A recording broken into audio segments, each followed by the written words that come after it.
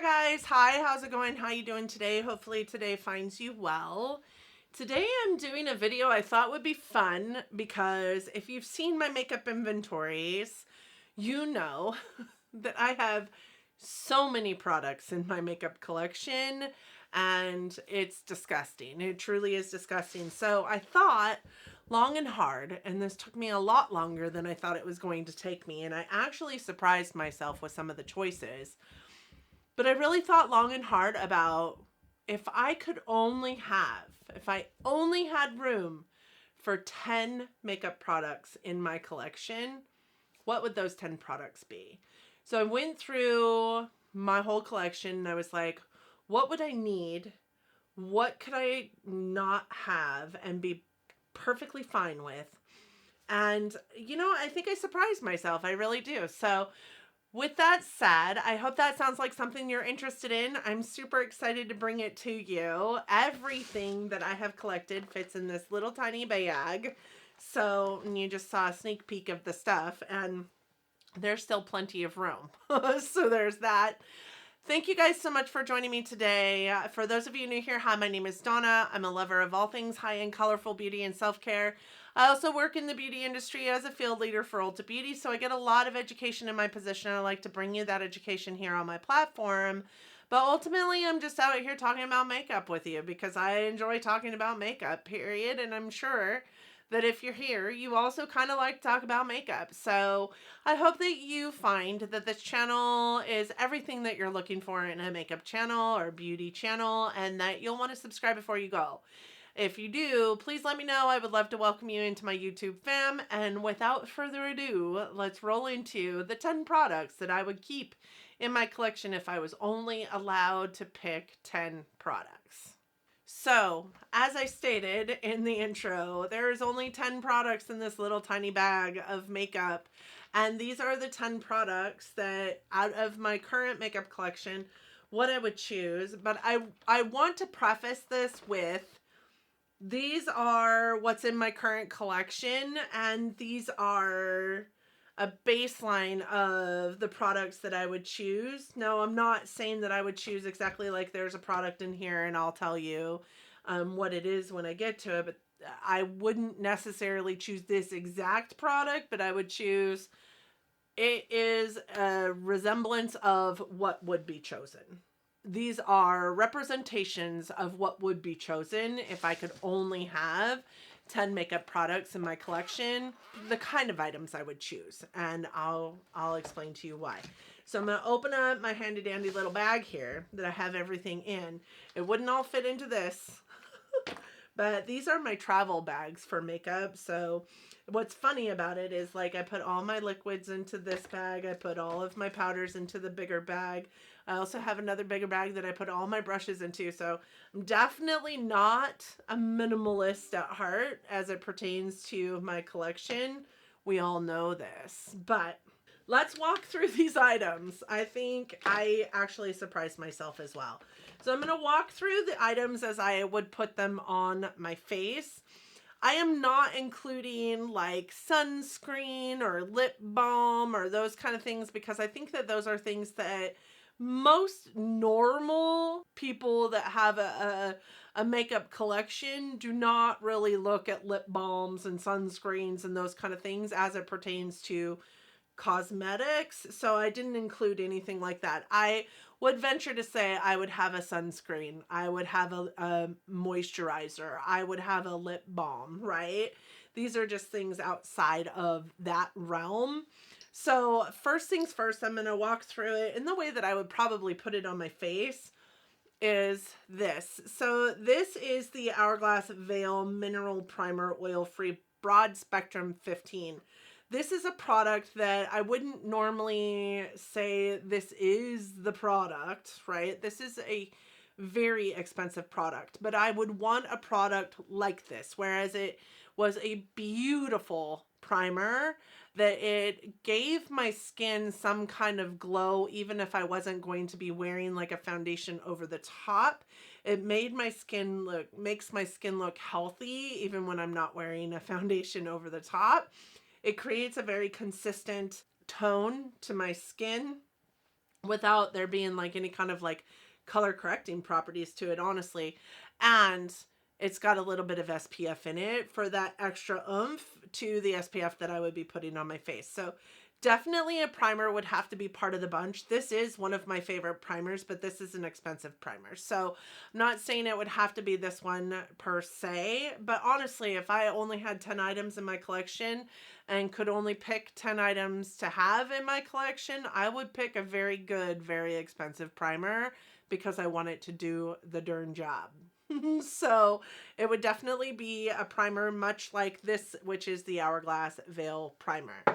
Secondarily, I am not a huge foundation person, but I would want a product that I could use for multiple different purposes, up to and including foundation on my skin, or color correcting, or some kind of like, you know, concealing if I need to. I'm okay with just wearing a beautiful primer on my face, doing my eye makeup all nice and pretty, and then going from there. The product that I did pick was this, and this is the MAC Medium Studio Fix Conceal and Correct palette. This is, again, a product that I feel like is a representation of a type of product that I want. What I love about this is it's got these two shades down here, a peach and a yellow, that are great for color correcting. And then it's also got these like 4 foundation shades up at the top. It's a cream product, so it melts into the skin really, really easily, and it's not going to create any kind of like cakiness at all. I love that I could use a little bit or a lot of it, and it's going to cover my skin in the way that I need to, and that it is like a multifunctional product, right? So I could use it for not only color correcting, but also for foundation purposes if I want to. A little tiny dab of this goes a very, very long way. Typically, when I'm using this product, I will just stick my finger in one of the pans and warm it up a little bit and then dab it on my face. It really does cover such a wide area with just a little tiny bit of this product. So this would be what I would bring in for color correcting and foundation, and potentially also like cream bronzing, because 2 of these shades in here are quite a bit deeper than the shade that I would wear as a foundation shade. So I do believe that I could also use it as a quasi cream bronzer. Even though I wear eye primer every day, I chose to forego eye primer because I would have a really beautiful face primer that I could also put on my face as a primer, and then this guy could function also as an eye primer as well. Really, you know, blank out any kind of hyperpigmentation I have on my eyeballs. That would be really sad for me. But the eyeshadow palette that I chose, again, a representation of an eyeshadow palette that I would choose. But this is a really good representation of an eyeshadow palette I would choose, because this is the Dominique Cosmetics Berries and Cream palette. And while I don't love this formula, this is not a bad palette as far as formulation goes. In the Dominique Cosmetics line, but it's also got big enough pans that you can also get like a face brush into it. And it's got such a wide array of beautiful tones that you can get your eyeshadows out of this. You have a couple of shades that could be blushes in this. You have a couple shades that could be bronzers in this. It's just a really great all around multi-purpose, multifunctional palette. And the reason that I know that is because I did take this out of town working when I was utilizing it for my palette review series.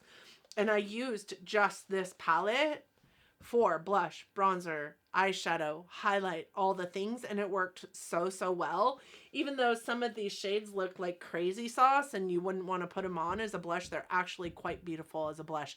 I think I like this palette more as a face palette than I do as an eye palette, to be honest. But I think that this would make a perfect palette for multi-purposes, which is why I pulled it in. I could use this for blush, bronzer, highlight, but it's also a really beautiful, like just neutral with kind of a couple pops of color eyeshadow palette that I think I would have a lot of fun with and not get bored of super, super fast. In addition to that, I would also pull in my Cali Contour Kit by Smashbox. I actually quite love this contour kit. It does have a couple of blushes in it. This bronzer actually could venture into blush territory as well because it is kind of more of a like shimmery toned bronzer. I think it's supposed to be a highlight, but it's way too deep for my skin, but it looks very pretty as a shimmery blush. This blush is a beautiful blush. These contour shades over here are perfection in my humble opinion for a powder contour. It's got this highlight that's beautiful, this bronzer that's beautiful. You mix these two together and it's actually a pretty beautiful blush as well. Like, I just think that this is a really great palette for all around.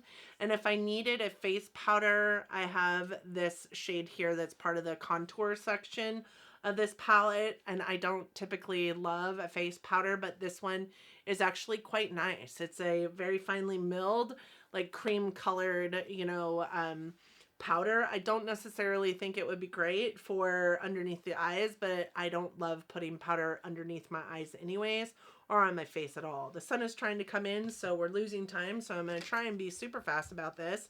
When I got done putting all that crazy powder on my face, because there's a lot of powder, the next step in my makeup routine that I really couldn't live without would be a setting spray. With all of that powder, I absolutely would want a setting spray. This is my newest, holiest grail setting spray because it is the all-nighter used to be my holy grail, but it's got so much alcohol in it, and this one works the same exact way. It makes the makeup last. It is such a great super setter, and it doesn't have any alcohol in it, so it's really kind to my skin as well. This is just a mini, but I do have a full size over there as well. I love the Professional Super Setter by Benefit. It is an amazing setting spray, and I would also need to have a setting spray in my collection, especially if I have a whole bunch of powders. Next would be, I think, my brows, and the only product that I'm pulling in for brows would be this guy here. This is the Benefit 24-Hour Brow Setter. This is my favorite brow product, and when my brows are, touched by the magical hands of an AE and arch expert in our stores, which I know I say a lot and sounds kind of cheesy, but I do think that that is what they have, is magical hands, because they make my brows look fantastic. This is all I use in my brows. Even when they haven't been tinted, this is all I want to use in my brows. I do put some color in, but not a lot of color. Today, this is in my brows. Whoops, that is the only brow product that I would need, in my humble opinion, if I only had 10 products that I could pull in to my makeup collection. Next would be, I think, eyeliner. And I didn't pick liner to go on my waterline because I do not use a whole lot of eyeliner on my waterline, to be honest. And I could use one of the shadows from this or this to put that waterline shadow on and kind of like make my lower lash line stand out. And I can put mascara on my lower lashes to make that lower lash line stand out, but I do not think I would be able to go without a liquid liner on my upper lid space. And the one that I would choose, my absolute ride or die right now, is the Hidden Dash liner. I think it's called Hero Line. I think. It is such a beautiful eyeliner that is really, really black, not super matte, but also not glossy, and it absolutely goes nowhere. I love this eyeliner so much that I have it in my cart. I'm ready to purchase it for when this one runs out. I'm willing to get rid of every other one of my black liquid liners and just deal with this one. It is such a beautiful liner, and I don't want to ever be without it. In addition to that, lashes, I have to have mascara on my lashes. There was a time in my life where I never wore mascara or did my eyebrows. And now I can't imagine that ever happening, because even before I walk out the door on a regular day, I do my brows and I put mascara on my lashes. My mascara of choice might not be this one specifically, but it would be a tubing mascara, because tubing mascaras truly do not flake off. They truly don't give you panda eyes. There's truly magical things that happen with a tubing mascara, and I know that I can put it on my lower lash line as well as my upper lash line and not find myself looking like I have black eyes at the end of the day. I love this tubing mascara, honestly, but I think that you can get really great tubing mascaras for super cheap. This one is the Cali Ray Come Hell or High Water. I personally love the Thrive False Lash Effect tubing mascara, but a tubing mascara would have to be one of the products in my only 10 in my collection. And then the last two things would be a lip liner and a lip gloss. I don't need lipstick. I don't need liquid lipstick. I do need a lip liner, and my favorite currently is the ColourPop BFF or ColourPop Beeper. One of those two would have to be the ones, or Charlotte Tilbury Iconic Nude. And maybe because I only have 10 items, I wouldn't mind purchasing that $24 lip liner over and over and over again. But I go through lip liner pretty consistently and pretty quick, because I do use a lip liner to line my lips and fill my lips in, and then I just go over the top of the lip liner with a gloss. So currently the lip liner that I pulled was ColourPop and BFF. I love this lip liner and would have that lip liner or something like it in my collection. And then the gloss that I pulled in was the Lawless Forget the Filler gloss, and this is in the shade, I think, Velvet. I don't necessarily need it to be a plumping gloss. I don't necessarily need it to be the shade, but I do need a gloss in my collection. So this one was just on my vanity, so this one is the one that got pulled in. But I would definitely have a lip gloss and not a lipstick or liquid lipstick in my collection, because I will wear the poop out of a lip gloss, but I very rarely will wear a lipstick. So look, we did it without the sun like invading our space. Not that I don't want the sun to invade my space. I'm super happy that the sun's out, but it's also starting to make me look a little bit blown out. I think that you guys could have caught the color changing in the screen, but that is it. That is what I would pick for the 10 items. If I could only have a collection of 10 items, what 10 items would I choose? What 10 items would you choose? I would be interested to hear your thoughts down in the comment section, so don't forget to hit me up down there. Thank you guys so much for joining me today. I know that time is a commodity. You chose to spend some of your time with me today, and I appreciate you all so very much. I hope that you and yours are doing well. I hope that you all are safe and healthy and getting along as best you can. And I hope that you are all loving each other, but loving each other from afar. And until next time, bye friends.